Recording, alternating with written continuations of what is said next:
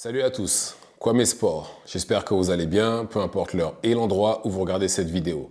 Avant de commencer, cliquez sur like, abonnez-vous et activez la cloche de façon à être tenu au courant quand je posterai de nouvelles vidéos. Bon, Shakur Stevenson, depuis son dernier combat pour Top Rank, il est libre de tout, il est libre, simplement.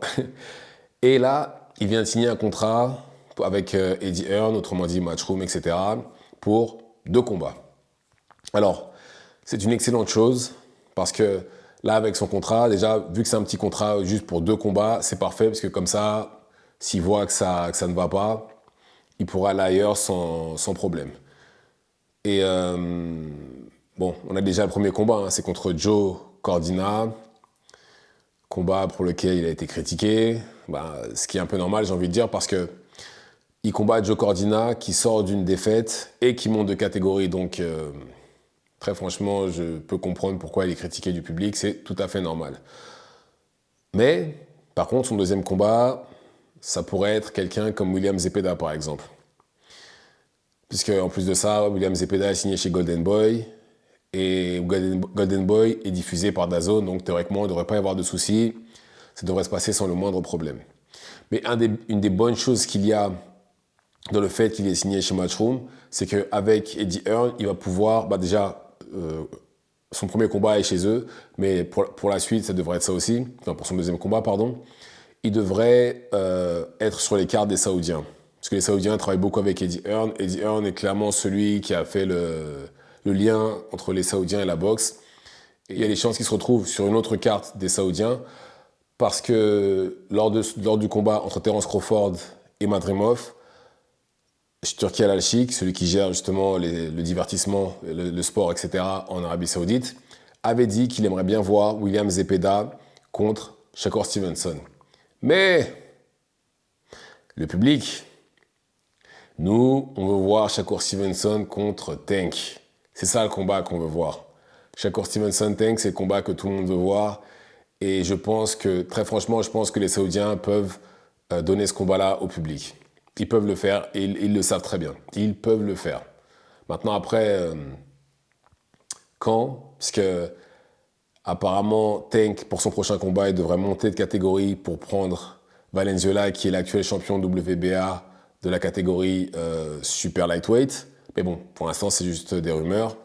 Mais voilà, en tout cas, le public veut Tank contre Shakur Stevenson.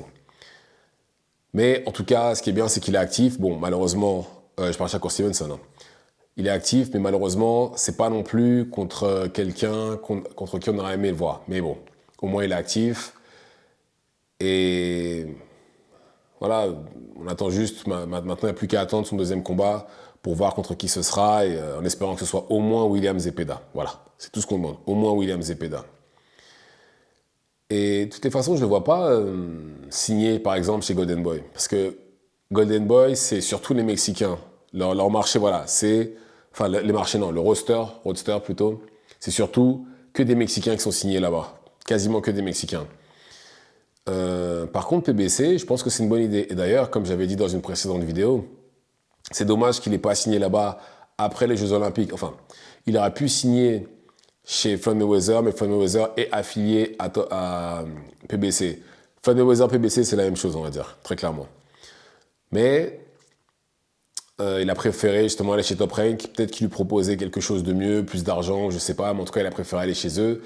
Et je trouve que c'est dommage. Ouais, je trouve vraiment que c'est dommage parce que il aurait pu faire de grandes choses. Hein. Autant appeler un chat, il aurait pu faire de grandes choses. Il aurait pu avoir la machine Floyd Mayweather et PBC derrière lui. Et il aurait pu être aussi populaire que Tank maintenant. Mais il a choisi Top Rank. Il a choisi Top Rank et maintenant, bon, après il a accompli de grandes choses quand même. Il est quand même champion déjà dans 2 ou 3 catégories.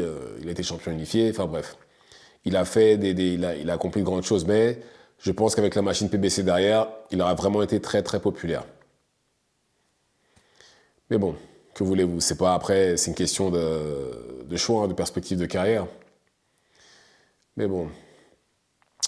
Ensuite, Jaron Ennis. Jaron Ennis a récemment affirmé que le champion WBO de la catégorie welter Brian Norman Jr. ne voulait pas le combattre et il aurait aussi dit que Brian Norman Jr. aurait dit qu'il garderait le combat contre Jaron Ennis en dernier pour être champion incontestable. C'est ce qu'il a dit. Et Brian Norman Jr. a dit non, c'est pas vrai. C'est pas vrai du tout. Moi, si tu veux qu'on combatte, il n'y a pas de problème, je suis là, il n'y a pas de souci. Et là, il y a Stanionis, il a aussi annoncé la même chose par rapport à Stanionis. Stanionis a répondu la même chose. Non, moi, il n'y a pas de souci, si tu veux combattre, je suis là, je t'attends. Parce que Stanionis, pour ceux qui ne le savent pas, moi non plus d'ailleurs, je ne le savais pas, c'est le champion WBA de la catégorie welter. Je pensais qu'il restait une ceinture à Crawford, ce qui est d'ailleurs ridicule, parce que vu qu'il est monté et qu'il n'a clairement pas l'intention de redescendre, autant qu'il les laisse vacantes. Et je crois que Stanionis serait le champion WBA de la catégorie. Mais en tout cas, il a répondu non, s'il veut combattre, il n'y a pas de problème. Maintenant, il y a forcément quelqu'un qui ment dans l'histoire. Forcément. Bien entendu, je pense que bon, c'est dans l'intérêt de personne de dire non, non, oui, j'ai voulu esquiver le combat ou quoi que ce soit. Mais après, c'est peut-être aussi... après, il faut voir les offres aussi. Ça se trouve, les offres sont trop basses aussi, on ne sait pas. Mais en tout cas, aucun n'a dit qu'ils sont prêts à combattre Jaron Ennis. Il n'y a pas de souci, ils l'attendent. Même si je pense qu'en termes de talent, il y a un monde entre Jaron et Stanionis et Brian Norman Jr. Pareil pour Barrios, hein, parce que Barrios est champion WBC de la catégorie welter.